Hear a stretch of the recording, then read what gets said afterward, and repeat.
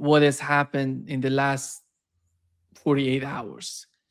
It was something similar to what has happened before the ceasefire. We had the operation in the southern part of Isfahan, then Donald Trump coming out and suddenly saying 2 weeks of ceasefire.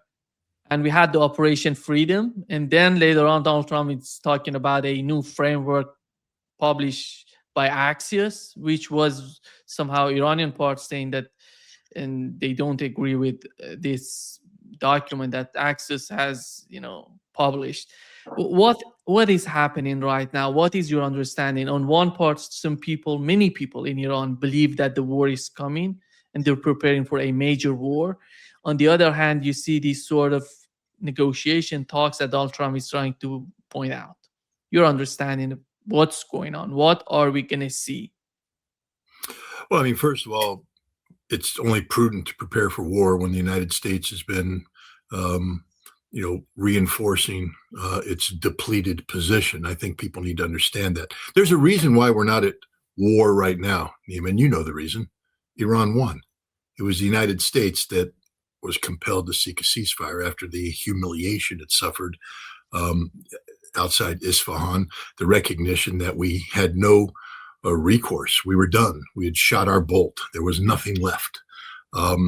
We were unable to prevent Iran from continuing to launch ballistic missiles. They were having great effect against the United States and its regional allies. The regime was stronger than ever. We had no ability to impact the Strait of Hormuz. Iran had solid control of this.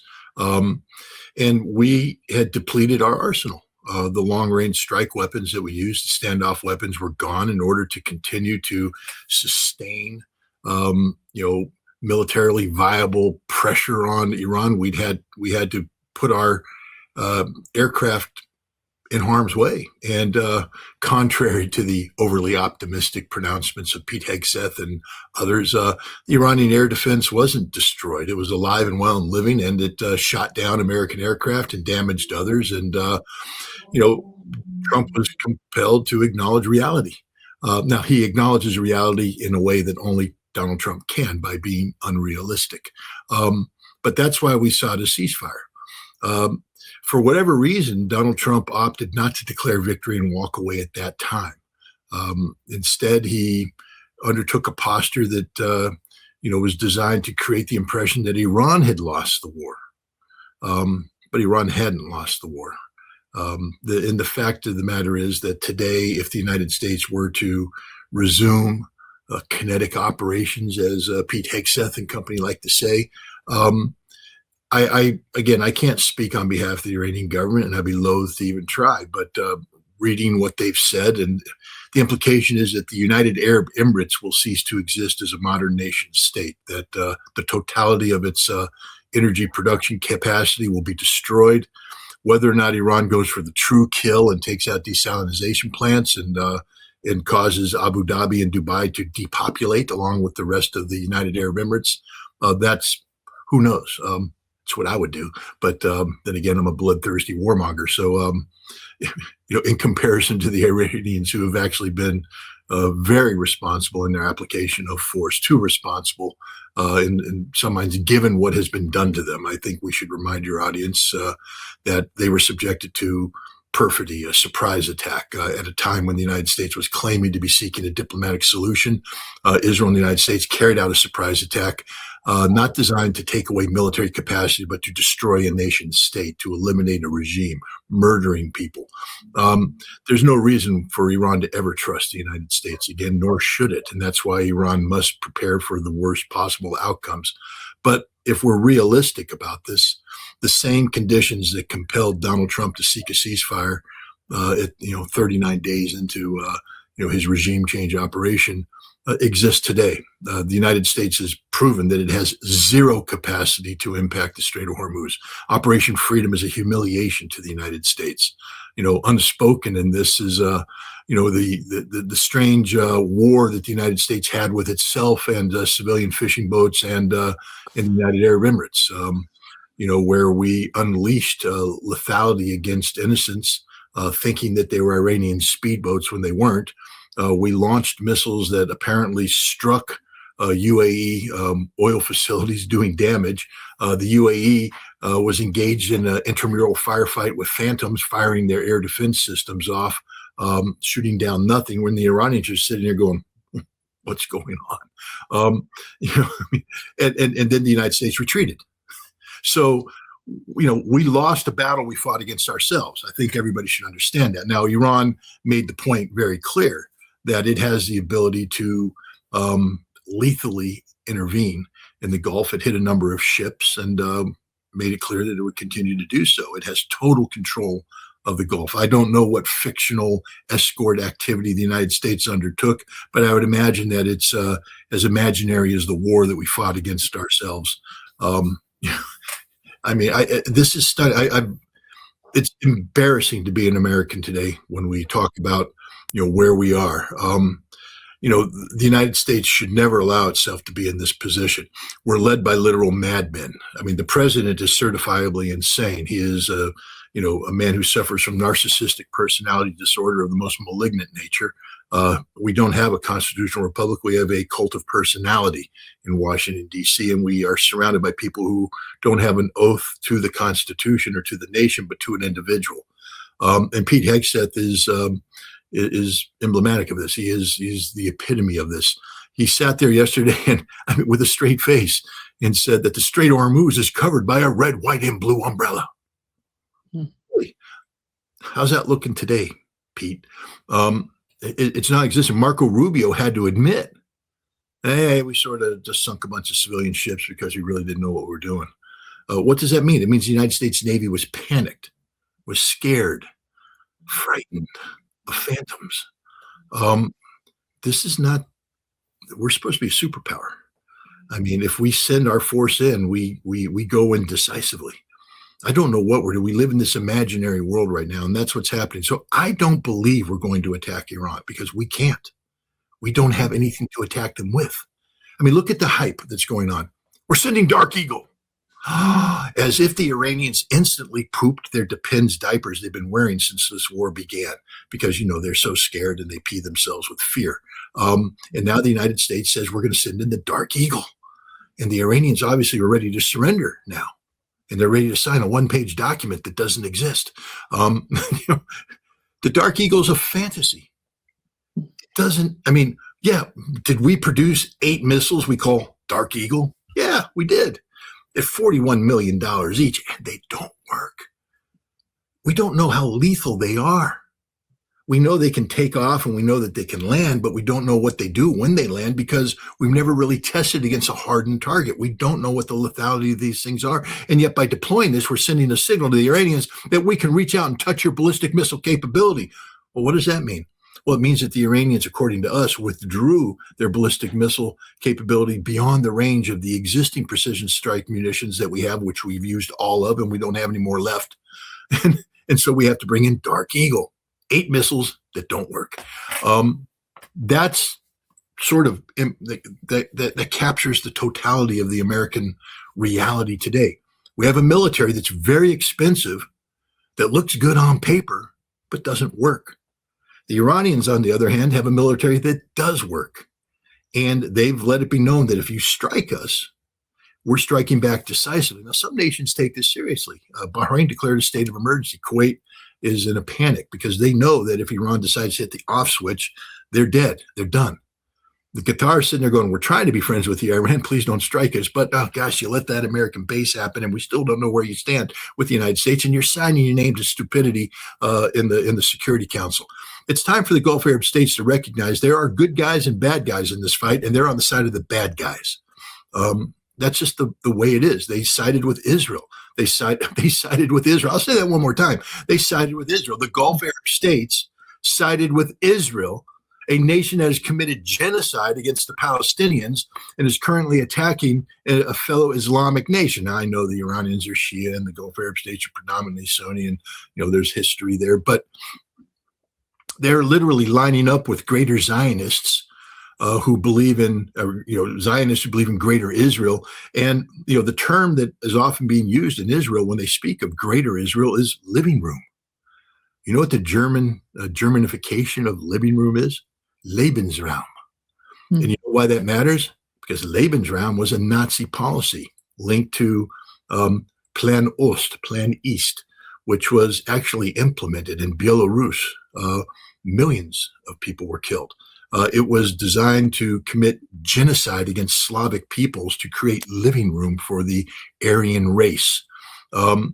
Fortunately, the war ended, the Nazis lost, but, millions of Slavs lost their lives.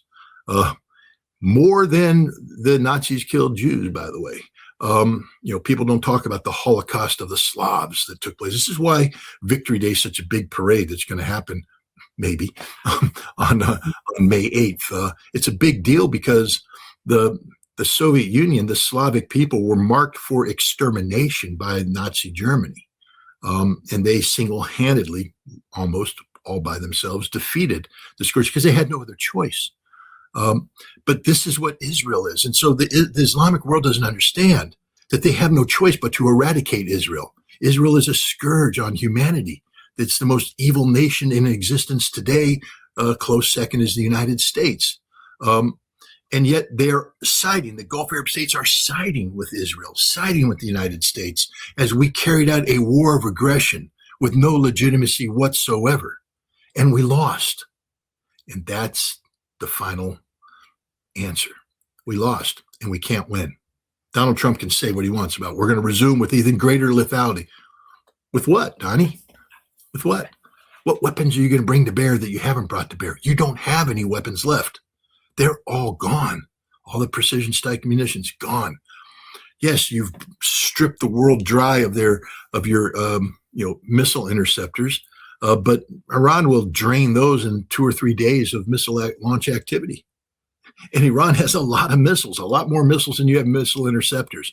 And at the end of the day, you're going to run back into the same equation. You have no defenses against some of the most sophisticated offensive strike capacity in the world today, Iran's ballistic missile program, and the Iranians will destroy everything.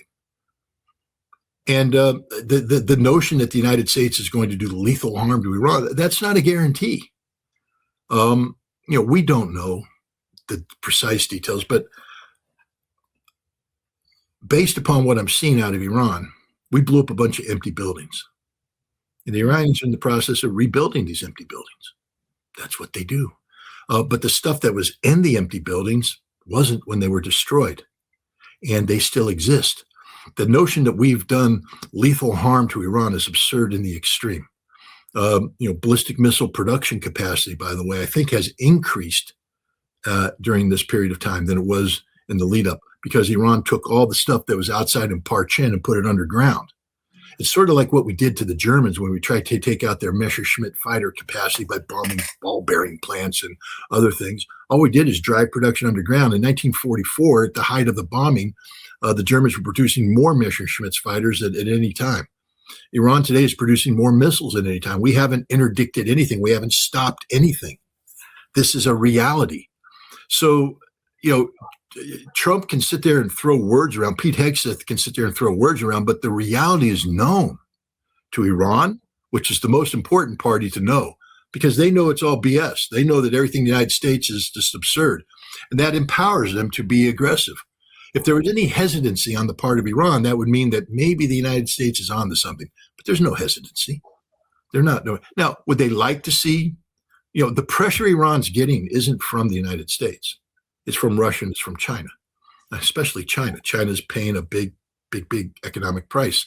But China also recognizes the absolute necessity not to yield to American pressure. But, so the Chinese and the Russians are looking for compromises that will not weaken Iran.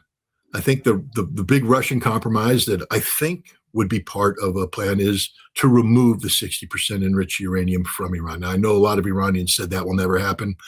I say it will happen because it has to happen. It's the logical thing to happen. It keeps it out of the American hand, which is a defeat when the United States says we will have it. We won't. I think they're talking about, freezing your enrichment for a period of time.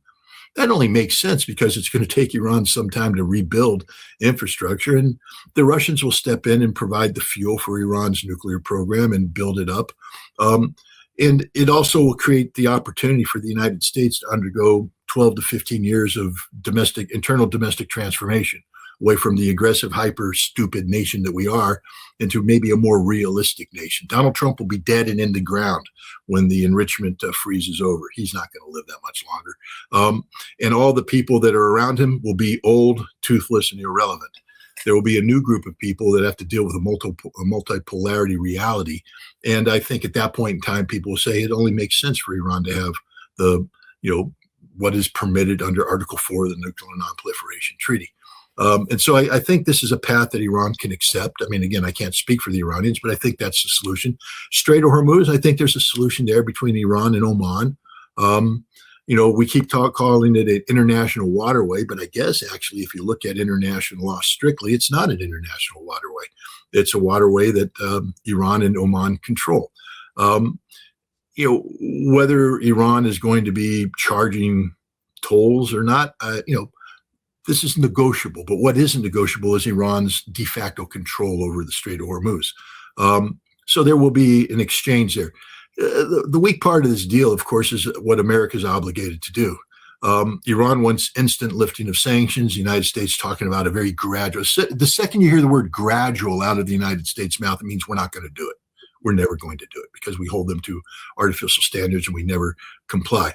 Our goal is to drag this thing out and give the Iranians just enough to make them say, we don't want to go back to the war. I think at this point in time, Iran's like, bring it on. Bring it on. We're not playing your stupid game. And the United States is going to have to make some concessions there. Trump has a meeting with Xi Jinping coming up, maybe. We may see some movement there. A lot of conversations taking place between Russia and the United States. Earlier, we had talked about the potential of a grand bargain. I think that's what we're seeing right now, is the United States and Russia working out some sort of grand bargain that brings Ukraine and Iranian conflict resolution to a head. We can talk about Ukraine later if you want to. I think Ukraine's about to die a very violent death, well-deserved violent death. I pray that Ukraine does fire drones against Russia on May 9th. I pray they do, because that will compel Russia to do what needed to be done more than a year ago, to physically terminate the Zelensky regime and everything about it, to destroy Ukraine as a modern nation state, screw that country. They've had opportunities for peace. And also, I do think at the same time to strike Europe. I think Europe's going to be hit by Russian forces. I think Europe deserves to be hit. I think when you provide a corridor, and it's no longer debatable. One of those Ukrainian drones hit a Latvian apartment building or an Estonian apartment building, blowing a hole in it, fire, and everybody's supposed to don't talk about this. Why? It's a Ukrainian drone flying over your territory to strike your strategic targets in the vicinity of St. Petersburg. This isn't going to last. In less than a month, the St. Petersburg International Economic Forum is assembling, the largest forum of its type in the world. And you think Russia's going to sit there and say, yeah, we're inviting everybody in the world to come in so Ukraine can hit us with drones? It ain't going to happen. This is coming to a head. Everything's coming to a head. And, it's going to be violent, but Europe's got nothing. Europe's like the United States. All words, no substance. Or as they say in Texas, all hat, no cattle. Yeah. Scott, you mentioned all the Strait of Hormuz, the Iranian nuclear program, I think, but the first step on the part of Iranian is to end war permanently on all fronts.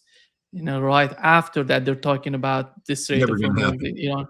Never going to happen. How is that going to play out for the whole region, do you think? Because Israel is somehow attacking in southern part of Lebanon. The attacks are happening as we talk. I just think that it's just like it's wishful thinking for the United States to say that we're going to get total control of the Iranian nuclear program. It's wishful thinking for Iran to think that a peace plan is going to involve the region. It's not. The Israeli-Hezbollah problem is a unique problem to Israel and Hezbollah that requires Israel to physically withdraw from Lebanon. This means that Hezbollah is going to have to continue to kick their ass. People forget that Hezbollah beat the Israelis once, straight up, caused them to leave Lebanon. And then they fought them to a standstill in 2008, or was it 2006, I think. And right now they're beating Israel. Hezbollah is supposed to be defeated, non-existent, not there. The Israeli troops on the ground are getting slaughtered every day. They can't advance anymore. And there's no solution to this. So, while there may be some sort of quasi ceasefire in place, I think if the Iranians insist on resolving the Israeli-Hezbollah conflict, it's just a non-starter. It's just like it's the equivalent of the United States asking for Iran to give up all of its nuclear.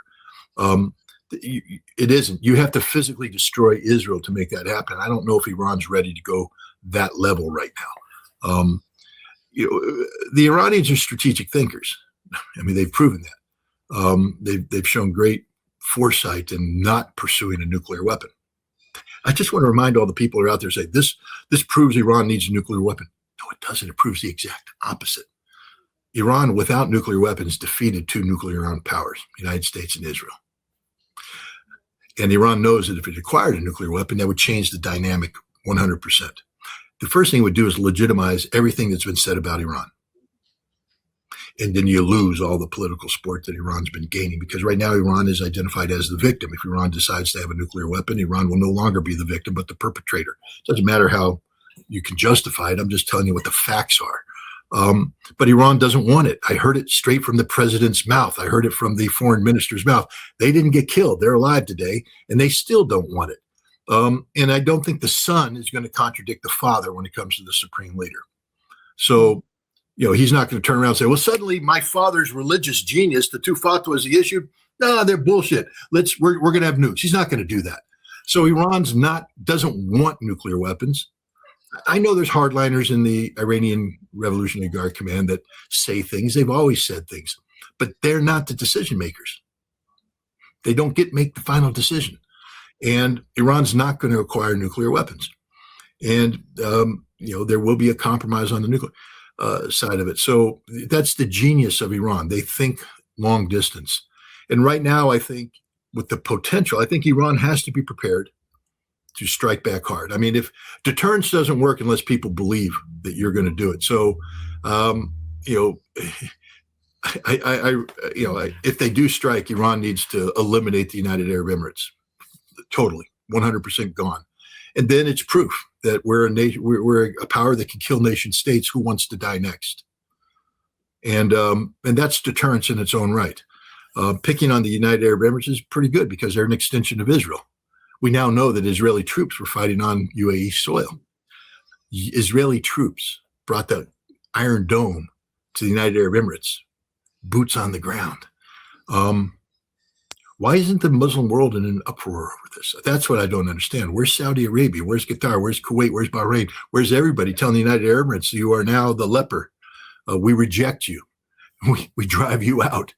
But they're quiet about it. They're silent about it. But it's a humiliation to the Muslim world to have Israel, which despises the Muslim world, despises the Gulf Arab states, is seeking greater Israel, out there deploying troops on an Arab country's soil.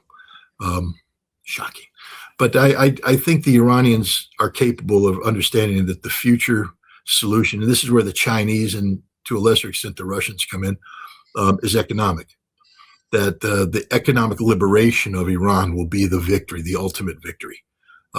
Strait of Hormuz is essential for this because it is their oil nuclear bomb, meaning if you ever mess us again, we just do it. We just choke you. They will retain great connectivity with the Houthi, who can choke the Bab el-Mandeb Strait.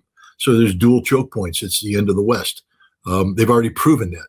And that's the ultimate deterrence because they've proven what they can do. And we've proven we can't do anything about it. So that's what I think deters future conflict. There is no military solution.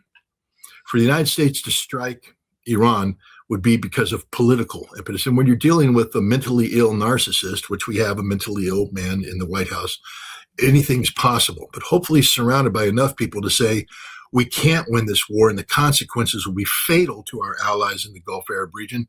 And also will cause a global depression, especially to us in the United States. And then you have to think about your political legacy and what your future is going to be. And the fact is, you may not just get impeached, but you might get convicted, and that's the end of your family. Hopefully, people are saying this, and the addled brain of this insane man recognizes that he's staring, his future before his eyes. He needs to walk away from this war, And Iran has to, without compromising fundamental things, Iran needs to allow him to walk away from this war. And I think that's the message that Russia's sending, that China's sending. Scott, what was the achievement of Benjamin Netanyahu with this war against Iran? Because we've learned from multiple reports recently about the bases, the US bases in GCC countries. And just yesterday, we had the Washington Post article about how extensively they were hit by Iranian missiles and Iranian drones. And I would say this is not about the United States, it's about Israel, because what has happened in GCC countries directly influencing the situation with the interceptors, with the air defense system of Israel. And how is Israel today? How, because it's a, I would say, the achievement of Benjamin Netanyahu's administration, because they wanted this war for such a long time. What was the outcome for Israel? Strategic defeat. I mean, what did they accomplish? Nothing. Literally nothing. In fact, it's the exact opposite. Given the fact that Iran's nuclear program, the weaponization of their nuclear program, exists in the minds of the Israelis only. All they've done in initiating a conflict designed to terminate forever Iran's nuclear potential is create the seeds of future fantasies. Because now the Israelis, because they project themselves onto others, they say, well, we went after them. There's that old saying, if you're going to strike the king, kill the king. They struck Iran, but they didn't kill Iran. And now Iran's there. And this war will end with less than a total eradication of Iran's nuclear program, which means in the fantasy-driven minds of the Israelis, Iran not just retains the capacity to produce a nuclear weapon, but now the motivation, the justification because of what Israel did. And so this is going to drive people like Netanyahu insane. It also is going to create a politically unsustainable position because he's going to be exposed. This was his last gambit. This is why the Israelis are holding on, because it's now turned out that he's defeated nobody. It started out with October 7th. They still haven't had that full investigation. When they do, Benjamin Netanyahu's political career is over because it'll become apparent that, his failures as a leader helped create the potential for October 7th to happen. As he fought the Hamas, as Hamas fought him to a standstill, he had to, expand the war to justify staying in power. And so he went to war against Hezbollah. And he killed Hassan Nasrallah and, had the pagers blow up and, he was going to win there. Then he expanded the conflict into Syria. But this wasn't enough because no matter what he did, he didn't solve any of these problems. He still had, the same domestic political problems that he faced, totally unpopular with the people of Israel. Remember, this is a guy that even before October 7th had hundreds of thousands of Israelis in the streets demanding his resignation because he was seeking to alter fundamental law in Israel so that he was above the law. He couldn't be prosecuted for the corruption charges he's currently being prosecuted with right now. He's like a Ponzi scheme. In order to stay in power, he had to keep expanding. But it was all a lie because he was never going to achieve any victory. The final straw was, of course, Iran. Now, for Iran to be possible, the United States had to be a part of it. Israel would never have attacked Iran to the scope and scale they did without American involvement. And he just happened to have an insane sucker in Washington, D.C. that listened to his garbage and agreed to this. But it failed. There's nowhere else Netanyahu can go with this. Nowhere else. So you're looking at the political collapse of Netanyahu inevitably. He cannot survive this. The truth will come out about the damage that has been done. Just don't pretend you live in a world where Iran took out the totality of American military infrastructure in the Gulf Arab states and did no damage to the Israelis. The same weapons that took out the American bases did damage, and Israel's hiding this. But significant damage has been done to Israel. The Israeli military knows this. Now they're trapped in a forever war in Lebanon. Hezbollah, who they thought they had defeated, isn't defeated. And Gaza could blow up again. Syria is out of control. And now, what Netanyahu's done is created a new Iranian threat in the form of Turkey, where they're saying, well, we have to expand this. Turkey's a NATO member. And Israel's talking about the potential of armed conflict against Turkey. it's over. And so, from the Iranian perspective, this is one of those situations. Just wait, and the problem will resolve itself. Israel's on the fast track to national insolvency. Their economy is trash. That's why they needed the Abrams Accord. And their biggest partner in the Abrams Accord, United Arab Emirates, is going bankrupt as we speak. Acts of desperation, calling in $3.5 billion loan they gave to the Pakistanis, evicting 15,000 Pakistanis and stealing their money in the process. Withdrawing from OPEC so they can flood the market with their oil, but they can't because the Strait of Hormuz is closed to them. So, Israel is collapsing. The whole scheme of Greater Israel is collapsing. The best thing the Iranians could do is just let it collapse. Sometimes just get out of the way and let things happen. And that's why I think that you're not going to see a comprehensive regional peace plan, because it's impossible. Israel right now is. I mean, look at the Iranians. If we had this conversation, I don't know, in April of last year, and we said Iran was going to destroy everything and do all this, we'd both be like, exactly. Maybe escalation management, maybe, but I mean, the Iranian government doesn't do decisive stuff like this. Well, they did. Why? Because it's a battle of existential proportions. They have no choice. They were given no options. Trust me, had they been given options, I believe they would have taken those options. History shows this. But they had no options, so they struck into. Israel's in a similar boat right now. Israel's facing a struggle of existential proportions. And the last thing you want to do is try and back a nation that's facing such a struggle into a corner where they have no options. All right? Let Israel die. Let them die, because that's what's happening. They're dying. Let them die.